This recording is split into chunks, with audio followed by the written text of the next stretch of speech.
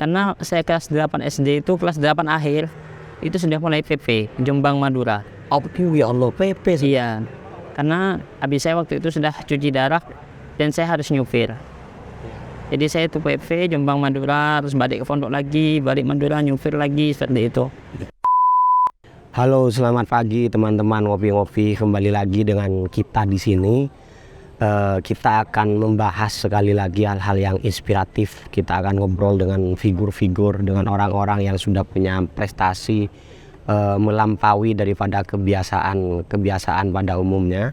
Kali ini kita akan berdiskusi dengan sebenarnya seorang muda ya, masih bisa dibilang sangat muda, masih berumur 21 tahun beliau, tapi prestasinya di bidang apa ya, akademik atau lebih tepatnya dalam konteks pemahaman tentang Al-Quran ataupun hafid dalam Al-Quran, beliau adalah juaranya. Dan kali ini kita ditemani langsung oleh Mas Adin, begitu ya Mas ya? Iya. Oke, selamat pagi Mas Adin. Pagi juga. Apa kabar Mas Adin? Sudah ini ya, jauh-jauh dari mana tadi, Kamal ke sini? Alhamdulillah sehat. Alhamdulillah. Mas Adin, saya ingin berdiskusi dengan sampean. Saya takjub ya, karena di usia yang masih 21 ini, beliau ini teman-teman sudah menjuarai MTQ dan MHQ begitu, kelas internasional teman-teman. Mungkin untuk teman-teman yang belum tahu tentang MTQ atau MHQ itu, boleh sampean ceritakan dulu Mas Adi. Sebenarnya MHQ itu musabaqah hifdzil Quran ya. Kalau MTQ itu musabaqah tilawatil Quran. MTQ itu seperti porseni. MTQ itu porseni, di dalam porseni itu ada cabangnya. Nah, di dalam cabang MTQ itu ada MHQ itu. MHQ itu musabaqah hifdzil Quran. Berarti yang sampean juarai itu lomba menghafal ya Al-Quran, subhanallah. Dan sampean sudah level internasional. Alhamdulillah. Kemarin kalau tidak salah penghargaan yang sampean menangkan ya, lomba yang sampean menangkan itu di Arab Saudi gitu atau di mana tuh Mas Adin? Ya, alhamdulillah. Kebetulan saya itu untuk tingkat internasional tuh sudah 3 kali. Subhanallah. Di mana aja tuh Mas? Yang pertama itu dulu di Indonesia sendiri, tepatnya di Istiqlal tahun 2018. Ya. Saya mau ke Indonesia di MHQ internasional tingkat Asia Pasifik, 24 negara. Kebetulan belum juara, peringkat 5. Iya. Terus yang kedua itu MHQ tingkat internasional di Baghdad, Irak. Subhanallah. Tahun 2021. Ya Allah, ya. Kebetulan di sana ditakdir Allah juara 2. Juara 2 Mas. Ya. Yang terakhir kemarin MHQ tingkat internasional di Masjidil Haram. Kebetulan itu kalau nggak salah sekitar 370 peserta dari 115 negara. Aduh ya Allah, subhanallah. Ya. Sama Allah ditakdir peringkat 5, belum juara. Iya. Tapi itu merupakan apa ya? Suatu hal yang luar biasa, yang sangat harus disyukuri. Iya Mas. Jadi sebenarnya teman-teman, saya jujur tadi awal kali menemui beliau, saya sebenarnya agak deg-deg gitu kan, agak salting. Karena sesuatu yang berkenaan dengan hafalan, apalagi Al-Quran yang memang karomahnya harus betul-betul dijaga begitu kan. Itu saya sendiri lumayan jauh lah dari itu, apalagi sampai 30 juz seperti itu. Tapi beliau benar-benar bisa menjaga begitu. Apalagi kan banyak teman-teman mungkin di sana jangankan menghafal Al-Quran, menghafal bait-bait Ibnu Aqil, Alfiyah juga banyak yang menghindari begitu. Jadi kalau di sekitar kita tuh Mas Adin, ada istilah-istilah kalau teman-teman lulus pondok itu dia cari jurusan yang tidak ada hafalannya, dia cari kuliah yang nggak ada hafalannya. Tapi Mas Adin membuktikan yang berbeda, dan ini pencapaian yang luar biasa teman-teman. Saya tidak pernah menyangka ya bisa ada orang yang setekun sampean. Boleh ceritakan tuh Mas Adin, awal-awal sampean memutuskan ya untuk concern di bidang tilawah ataupun hifdzil Quran ini, gimana Mas? Sebenarnya kalau keinginan untuk menghafal itu memang dari diri sendiri ya. Iya. waktu kelas 3 SD, saya tuh memang sudah punya keinginan untuk menghafal Al-Quran. Subhanallah. Tapi Kelas 3 SD loh. waktu itu karena terlalu kecil, jadi sama orang tua tuh belum dibolehkan untuk mondok. Kebetulan orang tua saya tuh sakit. Ya, ya. Orang tua saya tuh sakit, kurang lebih sakitnya sekitar 16 tahun. Alhamdulillah. Akhirnya ketika lulus SD, saya tuh mondok di Jombang. Di Jombang. Iya. Pondok apa Mas di Jombang? Nama pondoknya itu Pondok Pesantren Hamalatul Quran. Hamalatul Quran. Iya. Di sana itu pondok baru. Lah, waktu di sana kan terkenal dengan pondok tahfidz cepat ya. Iya. Selesai 1 tahun selesai menghafal Al-Quran. Nah, ketika saya di sana itu, saya itu nggak tahu ya, entah tiba-tiba tuh ada keinginan untuk nulis di Al-Quran. Oh, subhanallah. Saya tuh nulis di Al-Quran sebuah motivasi seperti ini. Siap, ibadah. Ketika saya selesai menghafal Al-Quran di bawah 5 bulan, Ya. maka saya akan berpuasa 1 tahun. Aduh, ya Allah. Sampean tulis sendiri. Saya tulis di Al-Quran. Nah, itu nggak sengaja tulisan itu dibaca sama teman-teman. Iya, iya. Ketika dibaca, semua teman-teman yang mau baca tuh ngejek saya. Aduh. Orang ngaji gak bisa kok minta 5 bulan selesai seperti itu. Pada saat itu belum bisa ngaji sampai. Pada saat itu saya ngaji aja belum bisa, belum lancar ngaji. Iya, iya. Akhirnya saya tetap positif bahwa Allah itu akan memberikan kemudahan bagi semua hambanya yang mempunyai keinginan. Subhanallah. Allah akan memberikan kemudahan.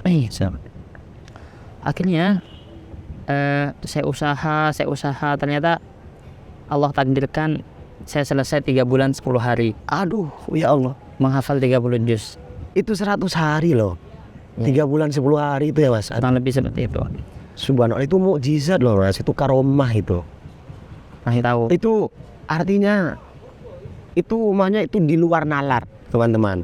Saya tahu sendiri bagaimana sulitnya menghafal Al-Quran. Karena gini-gini saya juga hafal 1 juz, teman-teman. Saya hafal 1 juz dulu karena salah satu syarat lulusan pondok waktu kelas 3. Dan itu mungkin 1 juz itu saya baru hafal sekitar 2 bulanan, Mas. 1 juz. Ini Mas Adin berhasil menghafal 30 juz dalam 100 hari. Kalau boleh diceritakan prosesnya gimana sampean dari yang belum bisa ngaji bisa hafal 30 juz tuh apa aja yang sampean lakukan tiap harinya selama 100 hari? Awalnya tuh saya waktu ke sana tuh kan binazar dulu. Jadi sebelum menghafal di pondok itu ada namanya program binazar. Binazar itu untuk memperbagus bacaan lah. Intinya untuk memperlancar bacaan dahulu. Benar. Ketika saya sudah mulai agak lancar, saya tuh mulai menghafal. Benar. Mulai menghafal juz 28. Waktu itu dimulai dari juz 28. Siap. Ketika saya menghafal juz 28 tuh kok susah sekali ya. Saya rasa kok susah. Akhirnya sama salah satu ustaz tuh dibilangi seperti ini. Mungkin bacaan kamu kurang bagus. Akhirnya saya kembali lagi ke binazar untuk memperlancar bacaannya. Setelah itu saya mulai menghafal lagi. Nah, mulai menghafal lagi alhamdulillah udah mulai gampang. Akhirnya juz 28, 29, 30 1, 2, 3, 4, 5 itu udah mulai gampang. Subhan. Awal-awal itu 28, 29, 30 itu susah. Itu mungkin sekitar 3 mingguan. Menghafal tuh lama banget. Susah aja cuma 3 minggu. Juz 1, juz 2 itu susah, mulai susah. Baru dimulai dari juz 5 itu mulai gampang. Mulai mendapatkan feel menghafal itu loh. Feel-nya udah dapet. Ya, udah mendapatkan kenikmatan menghafal tuh sudah dapat. Akhirnya mulai mendapatkan kemudahan itu menghafal lagi. Nah, waktu sampai di juz 13 saya tuh waktu itu bahkan baru lulus SD kan. Iya. Saya tuh ditelepon sama orang tua suruh pulang untuk cap 3 jari waktu itu SD. Nah, waktu itu setelah saya sampai di juz 13 ternyata sama guru dipesan Mas Adin gitu. Setoran di juz 13 sampai juz 16 itu ujiannya berat. Iya. Saya minta jangan pulang ya. Itu pesan guru saya. Iya. Tapi saya tuh udah terlanjur janji dengan kepala sekolah SD waktu itu untuk cap 3 jari. Iya. Akhirnya saya kekeh untuk pulang. Tetap pulang. Kekeh minta pulang ke kiai. Akhirnya waktu pulang belum sampai ke rumah saya kecelakaan. Ya oke. Saya kecelakaan dan itu membuat saya untuk cuti menghafal. Iya. Saya itu cuti menghafal itu sekitar 2 bulan. Aduh, ya. Dan 2 bulan itu saya nggak ngaji, nggak pegang Quran, nggak ngapa-ngapain. Karena kecelakaan. Karena kecelakaan itu Parah berarti ya Mas Adi. lumayan parah. Nah, waktu saya menghafal kan di pondok itu ada saingan istilahnya lah. Siap. Ada saingan. Nah, Pasti itu. setelah saya cuti lama, tiba-tiba kiai ke rumah. Bilang, Mas Adin masih mau lanjut mondok enggak? Kiai sendiri yang Iya, Subah. kiai sendiri langsung ke rumah. Karena waktu itu kebetulan mungkin beliau lagi ke Bangkalan, jadi mampir sekalian. Akhirnya saya bilang, insya Allah lanjut kiai. Nah setelah saya dari rumah, saya balik lagi ke pondok. Dan saingan saya Iya. yang awalnya itu tertinggal 2 juz atau 3 juz Dari sampean. dari saya itu udah ninggalin saya jauh sekitar 7-8 juz. Aduh, ya. Jadi setoran saya juz 20 jadi setoran saya juz 13, teman-teman tuh setorannya udah juz 19-20 Subhan. Iya. waktu itu. Di ini sampean dilampaui. Saya disalib karena kecelakaan itu tadi. Iya, iya. Nah, ketika saya balik ke pondok, tiba-tiba Allah tuh langsung mengirimkan feel itu tadi, kenikmatan menghafal itu tadi. Saya itu menghafal dari juz 13 sampai selesai sampai juz 27 itu hanya 1 bulan 10 hari. Aduh ya Allah. Dan itu awalnya teman-teman saya yang nyalip itu semuanya ketinggalan jauh. Padahal saya waktu itu ngejar 7 juz. Iya, iya, iya.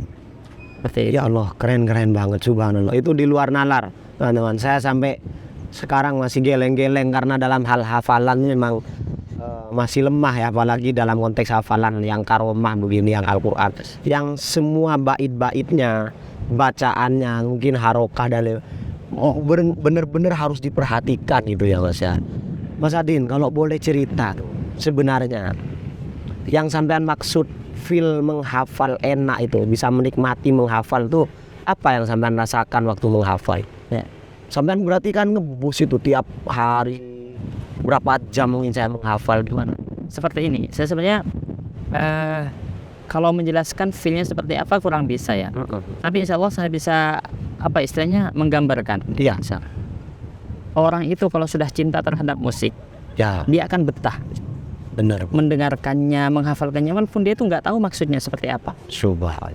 Lah, waktu ketika saya menghafal itu awal-awal itu karena susah, jadi bosan. Bosan. Hanya ngaji sedikit bosan. Nah, ketika saya sudah mendapatkan feel menghafal, itu saya menghafal 1 halaman masih kurang, 2 halaman kurang, 3 halaman kurang. Jadi apa ya, kayak kekurangan itu yang jadi kenikmatan itu loh. Subhanallah. Apa ya, hari ini tuh harus lebih banyak dari kemarin seperti itu.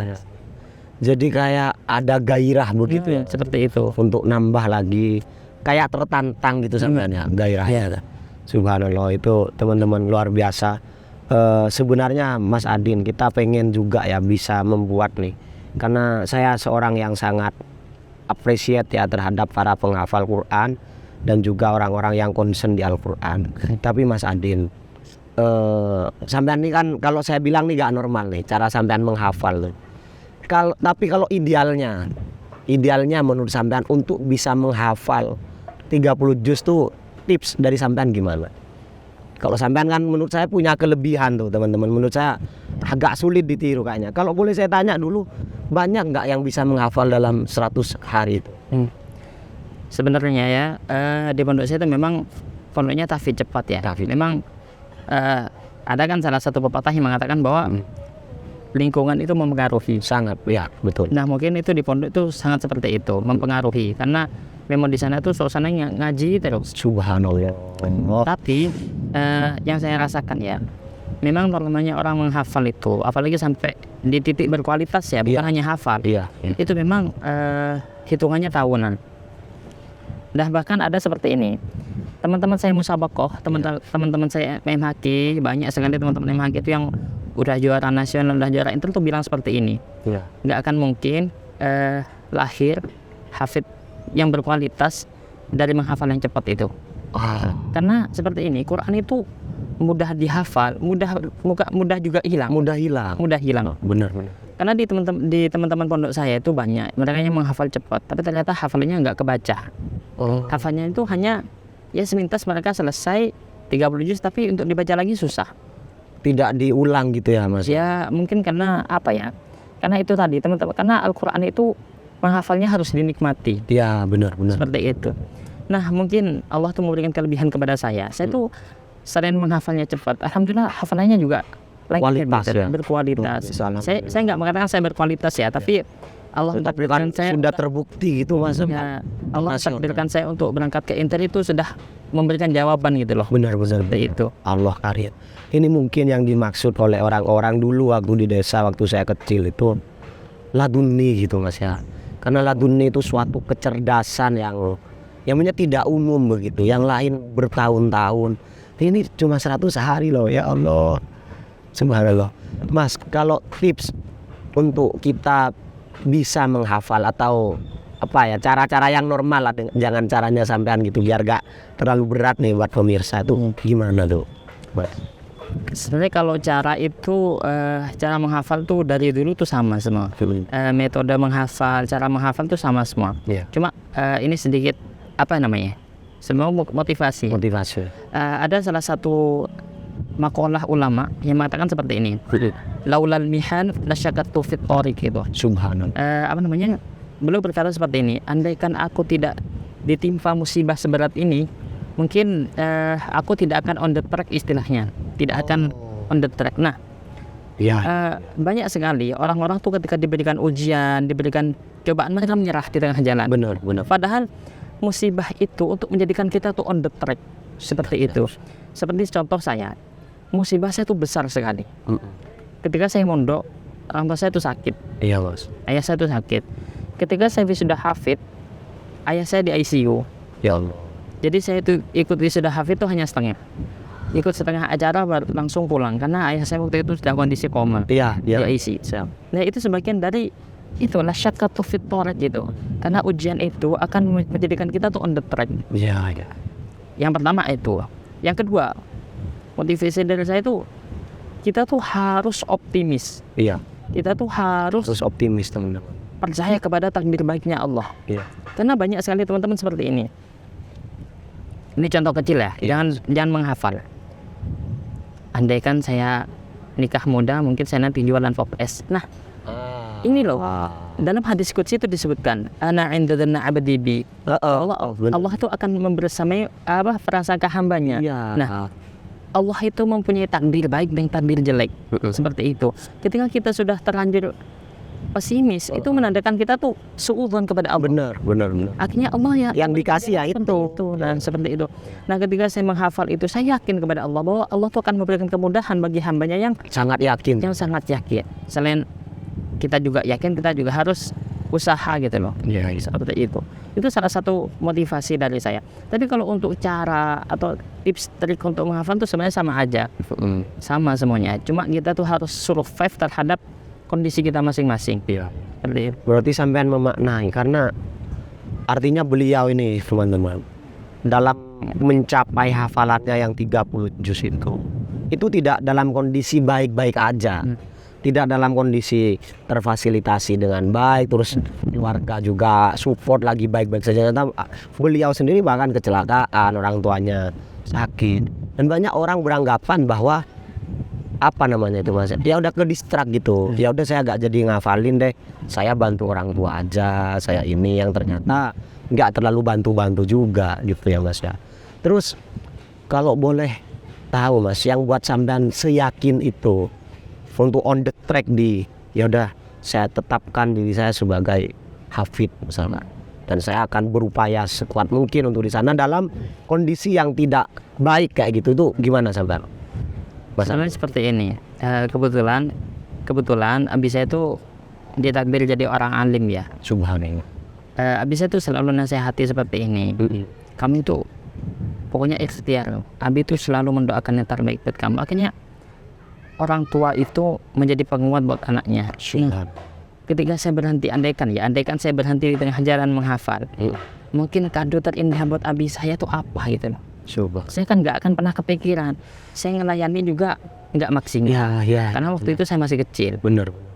saya mau pulang, mau bantu biaya ekonomi juga nggak. Dan masih iya. Akhirnya yaitu saya meneruskan perjuangan itu tadi. Ini juga menjadi bentuk pengorbanan saya, karena waktu ketika saya mondok itu saya tuh nggak dikirim. Aduh ya Allah. Karena semua biaya itu untuk kebutuhan rumah sakit abi saya. Saya itu waktu MTS sampai ngutang ke kas pondok untuk bayar sekolah. Ya. Karena nggak ada uang untuk bayar sekolah itu tadi. Makanya mungkin Allah mencapaikan saya pada titik ini tuh karena itu on the track itu tadi. Subhanallah. Menghadapi kondisi yang mungkin bisa dibilang sangat gak enak mungkin bagi anak muda yang pada umumnya, di mana mereka bisa menikmati harta orang tuanya. Benar. Seperti itu. Benar. Tapi malah sampean yang mendapatkan pencapaian jauh lebih daripada yang umumnya orang dapatkan, yang terfasilitasi gitu. Jadi ini memang sangat inspirasional sahabat-sahabat, karena beliau benar-benar dalam kondisi tertatih-tatih. Bukan hanya beliau yang sempat kecelakaan parah sampai di opnam inap gitu kan. Juga beliau mengalami keluarga yang sakit. Saya juga dulu ngalami, Mas Adin, waktu mondok umi saya sakit parah. Juga beliau tidak dikirim ternyata dalam kondisi ekonomi. Mas Adin, supaya tidak ke distrak ya, tidak terkecoh ya oleh cobaan-cobaan itu, cobaan keuangan, cobaan keluarga, cobaan mungkin sampean sendiri punya alasan. Apa yang sampean jadikan pikiran itu tiap hari itu apa tuh, Mas? Biasanya karena orang gagal di sana, Mas, dicoba udah ngalih gitu kan kemana-mana. Ya karena itu tadi, seperti yang saya sampaikan tadi, kita tuh terlalu mudah seuzon kepada Allah karena kondisi. Kita tuh biasanya dicoba sama Allah sedikit, ya Allah kenapa ujian saya seberat ini, ya Allah. Akhirnya mereka meninggalkan itu. Ya. Mereka tuh ketika mereka diuji, mereka tuh nggak pernah kembali kepada Allah. Halo teman-teman, kembali lagi ini bisa dijadikan part 2 sebenarnya, tapi ini masih sama seperti yang kita obrolin karena tadi ada kendala hujan waktu di outdoor. Kita pindah ke sini. Kita ingin melanjutkan obrolan yang sangat inspirasional ini dan sangat motivating kalau untuk saya sendiri, karena selain beliau menggambarkan ya Mas Adin tentang ketekunan, tentang gimana beliau mencapai pada titik ini dengan penuh tantangan-tantangan yang tidak biasa begitu. Mas Adin boleh lagi di-share tentang, saya sangat tertarik pemaparan sampean tentang orang itu terlalu mudah sundor kepada Allah, terlalu mudah mengeluh dan terlalu mudah menyerah. Boleh sampean inilah satu. Sebenarnya hal itu manusiawi ya. Hal seperti itu mudah menyerah, putus asa itu memang manusiawi. Dimana memang pada zaman Rasulullah pun juga banyak sahabat-sahabatnya seperti itu. Siap. Ketika mereka mendapatkan musibah, mereka selalu mengeluh, dan bahkan mereka melaporkan ke Rasulullah untuk seperti ini, kenapa masalah mereka terlalu berat seperti itu. Namun Allah itu bagaimana baiknya Allah tuh di dalam Al-Quran menyebutkan qul ya ibadiyalladzina asrafu, seperti itu. Itu kalau di dalam ilmu tafsir, di dalam Al-Quran, qul ya ibadi, itu seolah-olah panggilan seperti ini, wahai kekasihku. Bagaimana baiknya Allah memanggil hambanya terhadap kita yang bergelimang dosa. Itu dilanjutkan asrafu, wahai kekasihku yang berlebihan. Coba. Mereka tuh, Allah tuh sudah tahu kita ketika kita berlebihan, kita terlalu banyak berbuat dosa kepada beliau, kepada Allah, tapi Allah memanggil kita tuh dengan panggilan kasih sayang. Itu bagaimana baiknya Allah kepada kita. Lalu dilanjutkan, la taqnatu min rahmatillah, jangan pernah putus asa terhadap rahmat Allah. Itu kata Allah. Namun banyak orang itu tidak tahu terhadap itu. Makanya mereka ketika diberikan musibah, diberikan ujian, diberikan membuat mereka tidak nyaman, akhirnya mereka menyerah, mudah menyerahkan Allah, mudah seudon kepada Allah. Ya akhirnya imbasnya seperti itu. Akhirnya Allah tidak memberikan rahmat, tidak memberikan hidayah kepada dia. Seperti ini. Sebenarnya Allah itu di dalam Al-Quran menyebutkan wahadainahun najdain. Allah itu menciptakan dua jalan, jalan kesesatan dan jalan kerahmatan. Nah, itu menjadikan kita tuh mempunyai hak untuk memilih seperti itu. Ketika Allah memberikan pilihan, ketika kita memilih jalan rahmatnya, maka Allah akan memberikan kemudahan itu. Tapi ketika kita memilih jalan kesesatan, ketika kita sudah suudzon ditambah lagi memaki-maki Allah, seperti itu, maka itulah yang akan didapatkan. Seperti itu. Padahal kalau kita memilih jalan rahmat itu dimudahkan, dibantu semua alam semesta ini biasanya ikut membantu ya bang, membawa. Tapi kalau kita memilih jalur yang salah, sering diingatkan loh sebenarnya ya mas. Sebenarnya ngeluh itu memang manusiawi sih. Memang seolah-olah itu khasnya manusia seperti itu. Memang mengeluh, tapi bukan menjadikan terus mengeluh terus kita bersuudzon kepada Allah terus kita tidak menjadikan on the track seperti itu.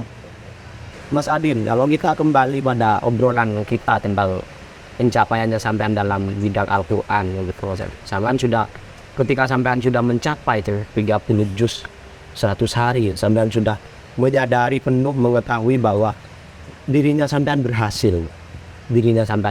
Apa yang sampean rasakan atau lakukan setelah itu, Mas Adin?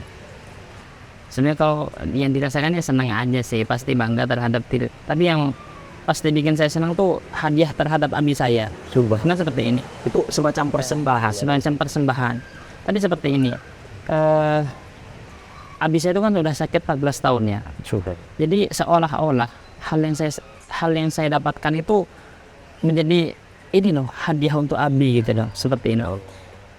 Ini menjadi cerita ya. Iya, siap. Hadiah terakhir terhadap abi saya itu ketika saya diutus mewakili Jawa Timur sebelum berangkat ke Mekah. Siap. Itu saya diutus di Jawa Timur, mewakili Jawa Timur di MHQ tingkat nasional, S3 nasional di Ternate. Siap. Saya tuh diutus Jawa Timur, alhamdulillah saya juara 1. Ketika saya pulang, saya tuh disambut sama Bu Khofifah di gedung FIFA IT Bandara Juanda. Allah. Nah, itu yang menjadi kebahagiaan terakhir saya itu ketika saya pulang, terus abi saya itu pegang piala saya sambil foto, itu seolah-olah menjadi kebanggaan saya. Ini loh anak saya gitu. Benar. Disambut sama Bu Khofifah gitu, membawa nama harum Jawa Timur seperti itu. Dan itu menjadi kebahagiaan terakhir saya sebelum abi saya diambil sama Allah. Namun itu seolah-olah menjadi apa ya, tapi itu sebenarnya nggak membayar semua penderitaan abi saya. Bahkan ketika alhamdulillah saya sama Allah tuh dikasih rezeki yang melimpah, pada saat itu saya tuh memberikan abi saya hadiah. Siap. Yaitu mobil. Allah. Dan itu saya berikan pakai uang dari hasil saya uang saya sendiri, dari hasil jerih payah saya sendiri. Saya berikan itu. Dan ya itu semua tidak akan pernah membayar doa beliau terhadap saya. Semua tidak akan pernah membayar penderitaan beliau. Tapi itu seolah-olah menjadi rasa terima kasih saya kepada abi seperti itu. Cara didiknya orang tua sampean tuh gimana sih? Sampean seharian mungkin dulu waktu beliau masih hidup. Sebenarnya saya tuh termasuk orang yang hampir jarang dengan orang tua. Iya. Karena waktu saya kecil, saya tuh hidupnya sama mbah. Oh. Saya tuh sampai kelas 4 SD hidupnya sama mbah. Iya. Kelas 5 SD baru saya dengan orang tua. Itu pun cuma 2 tahun, karena saat itu saya akan mondok. Tapi yang menjadikan saya tuh selain dengan orang tua karena didikan guru yang pertama ya, tapi orang tua juga mendidik. Tapi didikan orang tua seolah-olah didikan rohani. Siap. Seperti itu. Saya itu mondok di Jombang tuh bisa dibilang cuma 2 tahun sih fokusnya. Fokusnya 2 tahun. Karena saya kelas 8 SD itu, kelas 8 akhir itu sudah mulai PP Jombang Madura. Oh ya Allah, PP sih. Iya. Karena habis saya waktu itu sudah cuci darah dan saya harus nyupir. Jadi saya itu PP Jombang Madura, terus balik ke pondok lagi, balik Madura nyupir lagi, seperti itu. Itu sampean lakukan setiap minggu sekali atau gimana? Ya itu setiap minggu. Jadi saya Jumat malam pulang dari Jombang. Iya. Minggu malam pulang lagi ke Jombang. Jumat malam pulang ke Madura. Minggu malam pulang ke Jombang. Itu sekitar 3 jam ya. Dan itu dulu saya naik bis, masih bis. Itu karena kelas 8 SD, akhirnya saya sampai lulusan PS saya capek, saya mau pulang. Iya. Karena waktu itu memang habis saya butuh supir, butuh pendamping. Karena kan nggak mungkin, habis saya dilayani oleh orang lain kan nggak mungkin. Akhirnya saya sendiri memilih pulang seperti itu. Ya Allah, benar-benar saya lihat beliau ini merasa kalau saya ini masih sering teluh ternyata. Teman-teman, maksudnya kurang effortnya kurang tinggi ya. Mungkin ini juga untuk teman-teman kalau yang menyimak ini, udah deh kita nggak usah fokus dulu sama kekurangan-kekurangan, malah semakin ada kekurangan batasan ini tambah gencarkan itu Mas. Jangan mengeluh. Mas Adin, saya terima kasih banyak sampean udah hadir ke sini. Tapi kita tetap ini Mas ingin berbagi kepada teman-teman, selain kisah inspirasional sampean perjuangan ini, lebih di dalam menghafal Al-Quran nih Mas. Kata sampean sendiri kan mudah hilang. Iya. Udah hilang. Saya sendiri dulu pernah hafal 1 juz. Sekarang paling cuma 7 surah mungkin saya yang tersisa yang pendek-pendek gitu. Cara menjaga itu gimana Mas? Sebenarnya waktu saya juga sama sih, pernah merasakan hafalan tuh hilang. Oh pernah sampai? Iya. Karena bukan saking sibuknya ya, karena waktu itu Abi itu benar-benar kritis, dan saya tuh sama sekali nggak pegang Al-Quran, nggak ngaji, karena Abi itu waktu itu benar-benar kondisi darurat ya. Fokus di sana di rumah ya, akhirnya saya nggak ngaji, akhirnya hafalan tuh kacau. Ya. Saya nggak merasakan kacau karena saya masih bisa, tapi ketika saya nyoba iya, tetap hafalan saya berantakan. Wah, dan itu saya nangis waktu itu. Ya, saya nangis, saya minta maaf sama Allah karena saya udah lalai. Akhirnya saya itu on the track lagi ya. Dimanapun saya nyupir Abdi, wah itu saya tetap ngaji. Saya nyupir itu tetap ngaji.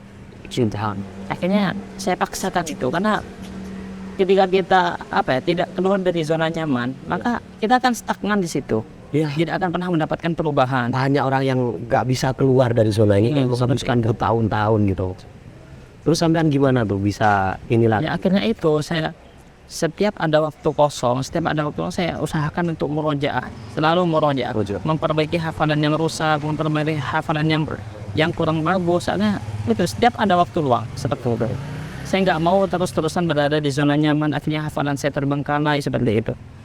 Mas Adin, kalau sampean ini kan sudah level hafid ya, menghafal.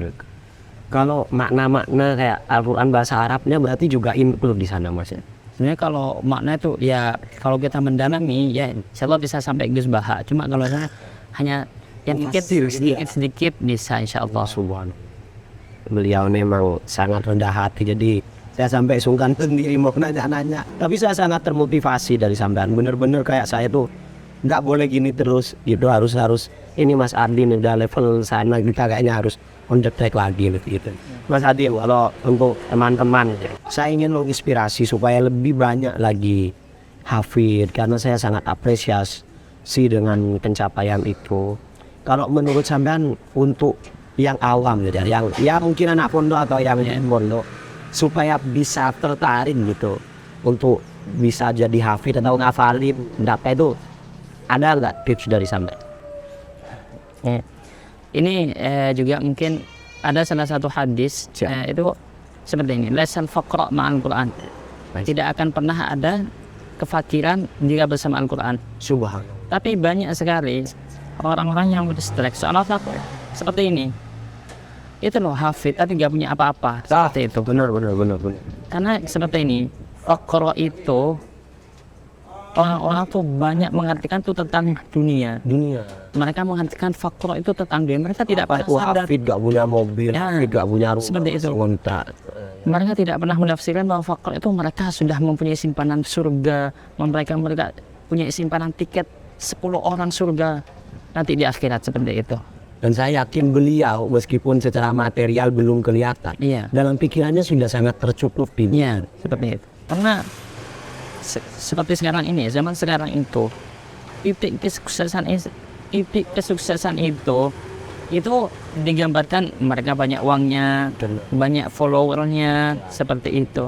Padahal sebenarnya arti kesuksesan itu bukan seperti itu, tapi bagaimana mereka sukses menjamin kehidupan akhirat mereka. Ada salah satu cerita seperti ini. Ada salah satu ulama, beliau itu alim alamah, benar-benar alim masya Allah, tapi beliau itu tidak satupun memiliki murid. Tidak punya murid sama sekali. Dan bahkan beliau tuh menawarkan ilmunya secara gratis untuk diamalkan kepada seorang, tapi nggak ada yang mau. Aduh ya Allah. Akhirnya ada salah satu orang yang mau, dan itu sampai sekarang kitab-kitabnya dipakai di semua pesantren. Itu kan menjadikan arti bahwa arti kesuksesan itu tidak semata-mata hanya banyak santrinya, banyak followernya. Mungkin itu hanya sebagian dari tanda kesuksesan. Bagian. Bukan satu-satunya sukses tuh yang punya mobil, rumahnya mewah, usahanya di mana-mana. Ya. Tapi lebih ke hal-hal yang spiritual, punya nilai suksesnya sendiri itu. Keren. Sehingga untuk teman-teman nih, kita itu gak akan pernah fakir dengan Al-Quran. Maka mulai sekarang teman-teman kita yang jarang baca Yasin, baca surah-surah mungkin atau bahkan menghafal, termasuk saya sendiri, ayo kita mulai buat agenda. Minimal kalau misalkan nggak bisa menghafal, untuk kita bisa dekat dengan Al-Quran tiap hari baca gitu ya. Mas, kalau tapi sampean sudah hafal ya, sudah levelnya hafal. Kalau untuk mendekatkan diri kepada Al-Quran itu, kadang kan orang itu banyak yang tidak paham. Kayak ada orang di rumah di sekitar kita, orang tua, beliau tuh baca terus tiap hari. Tapi sebenarnya beliau itu nggak ngerti gitu. Cuma dijadikan bacaan kan orang tua dulu belum mungkin sekarang udah 60 tahun. Itu masih bagus nggak sih Mas kayak gitu? Ya bagus sih, karena satu ya, membaca Al-Quran tuh beda dengan membaca kitab-kitab yang lain. Kalau baca Al-Quran tuh nilainya ibadah. Nilainya ibadah. Sekedar mau membaca aja tuh udah ada. Karena kalau sampai ke dalam taraf seperti Gus Baha contohnya, menafsirkan Al-Quran itu bukan hal yang mudah. Apalagi karena seperti ini, Al-Quran itu sifatnya global. Iya. Nggak bisa ditafsirkan semata-mata hanya dengan kita melihat terjemahannya. Iya. Bahkan ada salah satu maqalah juga, man fassara Al-Quran bi ru'yihi falyatabawwa maq'adahu minan nar. Barang siapa yang menafsirkan Al-Quran dengan karepnya sendiri, dengan maunya sendiri, maka dia sudah pesan satu tiket di neraka. Ya Allah. Itu karena saking bahayanya menafsirkan Al-Quran dengan sembarangan. Itu diartikan mengentengkan Al-Quran. Bukan mengentengkan, tapi bagaimana mereka menerjemahkan, menafsirkan Al-Quran itu dengan semaunya sendiri. Karena satu, menafsirkan Al-Quran itu perlu banyak ilmu, aspek-aspek ilmu yang lain, seperti contoh nahwu sorofnya, ilmu mantiknya, seperti kajian bahasanya, perbandingan dari tafsir. Berarti kita agak boleh dong Mas, semerta-merta menggunakan dalil Al-Quran untuk memenangkan argumennya. Misalkan saya seorang yang lalai bersolat ya, saya tidak bisa sholat 5 waktu misalkan. Terus ada misalkan di Al-Quran bahwa yang penting itu hatinya, itu nggak boleh. Nggak boleh seperti itu. Wah, karena kita harus menjaga karomah dari Al-Quran, kehati-hatian. Oke, luar biasa. Mas Adin, ketika sampean sudah menjuarai dengan pencapaian, saya tidak berbicara tentang material sekali lagi ya. Tapi apa yang keseharian sampean rasakan setelah pencapaian ini gitu Mas Adin? Sebenarnya sama aja sih, cuma memang merasa tuh kayak hidup tuh lebih tenang aja sih, karena selalu dibersaimi dengan Al-Quran. Karena satu, dulu sebelum saya punya Al-Quran itu kehidupan saya tuh ketika nganggur itu ya benar-benar nganggur gitu loh. Nanti ketika kita sekarang saya nganggur itu lebih banyak ke ngajinya. Benar seperti itu. Jadi seolah-olah tuh hidup terwarnai gitu. Tetap berisi dapat. Iya. Ketika gak baik ya pasti baca Al-Quran. Lagi ini baca Al-Quran. Mas Adin, sampean kan pernah kemarin tadi bilang bahwa ada kesulitan yang sampean alami di awal menghafal itu sehingga sampean bosen.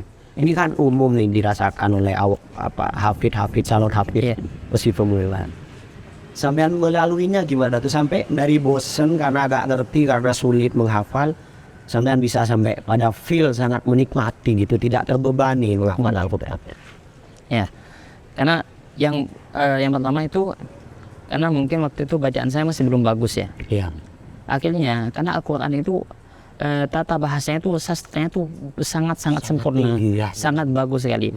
Jadi ketika kita bisa membaca dengan benar itu akan merasakan kenikmatan. Nah, fondasi untuk mudah menghafal itu adalah mempunyai bacaan yang bagus. Subhanallah. Berarti harus artinya harus bagus. Karena kenapa? Jika membaca aja susah, gimana mau menghafal? Seperti itu. Nah, itu bentuk kebosanan saya waktu itu. Karena saya waktu itu bacanya belum terlalu lancar tapi maksa untuk menghafal. Artinya itu masa susah, bosan karena baca aja belum lancar. baca aja belum lancar gimana mau hafal. Nah, Seperti itu. Dan setelah kita yakin tuh kalau tartilnya udah bagus, ini udah merdu lah di Iya. gitu kan. Menghafal itu juga agak akan terlalu sulit. ya. Oke, alhamdulillah luar biasa sekali obrolan kita dengan Mas Adin kali ini, teman-teman. Semoga teman-teman bisa terinspirasi. Kalau boleh saya tanya dulu, Mas Adin, dari sampean awal menghafal tuh yang sampean kesulitan tuh tahun berapa? 2013. 2013 itu 10 tahunan yang lalu. Iya. 10 tahunan. Dan sampai sekarang kan masih bisa menjaga itu.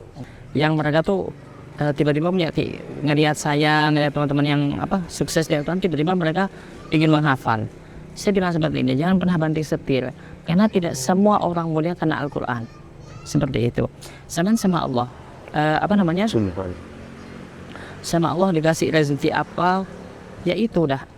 Ini ada salah satu nasihat abdi saya terakhir kali. Siap. Nasihat abdi saya terakhir kali itu seperti likulli syai'in maqaman. Dikulisin, Mas. Setiap sesuatu itu pasti ada tempatnya. Saya dinasihati seperti ini. Kamu sama Allah dikasih rezeki Al-Quran, udah Al-Quran itu jaga. Sini. Andaikan misalnya contoh, sampai yang dikasih rezeki sama Allah, jadi misalnya jadi hakim, Siap. ya itu udah. Jadi hakim itu tekuni, jadi hakim yang jujur, yang membawa hukum Allah dengan benar, seperti itu. Tidak perlu zaman banting setir mengapa ada seperti itu. Nah, ya. Nah, likulli syai'in maqaman, seperti itu. Setiap sesuatu itu pasti ada tempatnya. Jadi tidak harus untuk orang tua itu memaksakan anaknya jadi hafidz. Nah, tapi bisa lebih baik andaikan dibekali juga dengan hafid. Iya. Misalnya hakim yang hafid, pilot yang hafid, seperti itu. Oh, subhanallah. Jadi itu value-nya itu ya ada sih lebih tinggi begitu. Subhanallah. Sangat santai sekali obrolan, penuh value yang kita obrolin. Jadi tidak perlu yang namanya memaksakan diri, tapi mengarahkan sudah. Iya. Ya, apalagi membawa kepada lembaga yang sangat bisa mensupport. Dan menurut saya memang untuk hafalan itu memang harus melalui lembaga ya, Mas. Artinya lingkungannya harus mendukung banget gitu, Mas. Sebenarnya memang itu salah satu jalan, tapi bukan satu-satunya jalan. Dan Mas Adin ke depan dengan apa yang sudah sampean peroleh ini, dapatkan pencapaian spiritual, pemahaman sampean di hafid Al-Quran itu apa yang ada nggak punya gambaran ke depan sampean akan ngapain? Sebenarnya saya tuh ada dua kemungkinan sih seperti ini. Saya dulu di rumah sama Abi itu bukan diwarisi ya, ditinggali masjid. Ditinggali masjid dengan lahan. Subhanallah. Jadi kemungkinan besar andaikan Allah mentakdirkan, saya tuh pengen bangun pondok pesantren hafid. Subhanallah. Seperti itu. Tapi kemungkinan kedua, jika mungkin saya belum ditakdirkan, mungkin saya pengen jadi imam Dubai. Kenapa tuh sampean pengen jadi imam Dubai? Mungkin karena satu, ya saya pengen aja karena di Dubai itu ini salah satu impian saya mungkin. Amin. Jadi luar biasa sekali, semoga apa yang menjadi cita-cita sampean tuh bisa diridhoi oleh Allah ya, dan ditakdirkan oleh Allah. Semoga kita semua bisa terinspirasi, itu yang paling penting, bisa terinspirasi, bisa mengambil value dari perjuangan beliau sampai perjalanan pencapaian beliau jadi juara internasional ini, sehingga kita bisa jadi jauh lebih berkualitas daripada yang sekarang. Teman-teman juga terima kasih, semoga kita bisa sharing inspirasi di channel Wopi. Mungkin itu saja dari kita, Wopi obrol penuh inspirasi. Thank you.